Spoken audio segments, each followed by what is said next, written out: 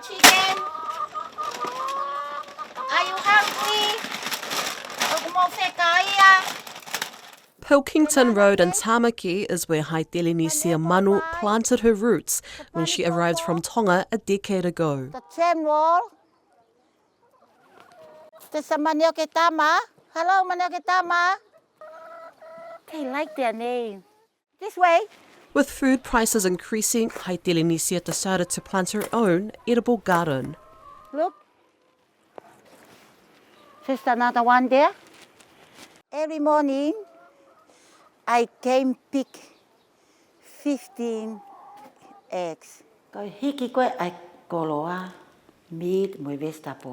rise of produce and meat, it's a lot, especially with the income that we have. So the only other option to help with our living situation was to do my own gardening, grow my own veggies, so that we wouldn't be spending a lot of money on things that I can grow. Just around the corner is Pililolosili Sikulu. She's lived all her life here and says giving gardening a go was the best decision she's made. So when the opportunity had come up where we could grow it in the community, that was probably one of the biggest reasons why I took it on was to learn how to grow something, and also I could benefit from it while prepping for my grandma.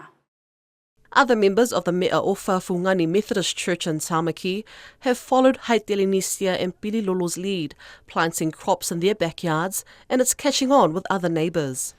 Horticulturalist Therese Mangos says gardening has brought the community closer together. When we go back to gardening, because we were all once gardeners, so that kind of brings back our connections, not only to the family and who we're living with, but to the community that's around us. Despite the community wanting to see more of these gardens, tools, water tanks, soil, seeds and other essential equipment will be needed. But with limited funding available, this could become a stumbling block. But looming over this gardening group's backyards is intensified housing. More than 2,000 old state houses have been demolished, making way for more than 10,000 mixed-tenure buildings to be built across Tamaki's 3 suburbs. And it will be built on these sites where people have planted their crops. The development had been fiercely opposed by the community from the start, and Auckland Council Community Advisor Petelo Esekelu admits there's still some bitterness. He says accessing suitable land will be a challenge, something local and central government could help with. So at the moment there's a ad hoc approach where some councils are funding it, but there's not actually a regional focus on community gardens.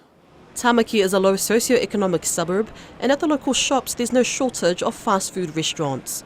There are 17 outlets in the area, with a Burger King currently under construction. Esekelu says he understands the community's frustrations as they actively try to promote healthier kai. As someone that's from Glen Innes, I don't think they're needed, but on the flip side, they are offering employment to local people as well. Although gardening requires a lot of time and effort, Haitelenisia says it's worth it as it keeps her and her family grounded to their Tongan values. Because this is how I was raised. It's good exercise, and it's also good for my families, so that it teaches us how to grow and how to survive. And in this country, money is always a requirement to get everything that we need.